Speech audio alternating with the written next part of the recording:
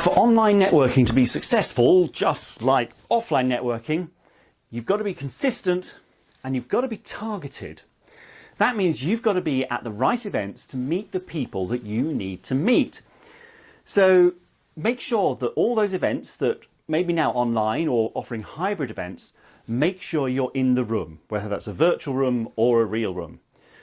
Make sure that you're attending the same conferences, meetings and events as you would have done anyway. Make sure you're attending those of your sector. Make sure you're attending those of your customers. Be there, be active.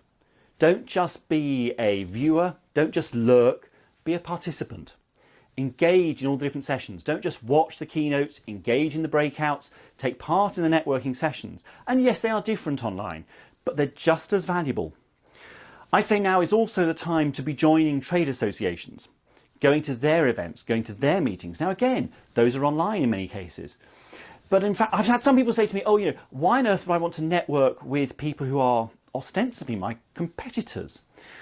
Now, I ran a PR agency for 11 years, and some of the best networking I ever did was with other PR agency owners. Because I had a very specific specialism, and sometimes if people offered me work and it wasn't in my specialism, I could refer it on to other people, and I knew a number of people who had other specialisms. But likewise, they knew what my specialism was, and if something came to them that wasn't in their area, they would pass it on to me. And actually that two-way flow between what is ostensibly competing businesses actually is really, really great business development. And I would really encourage you to nurture relationships online with your competitors, with your peers, and I think that's probably a better word for it, with your colleagues, and don't just worry about customers. Think about who else can refer work into you. So yeah, be consistent. Make sure that you're at all the events. Go regularly. Attend the monthly online events if they're happening.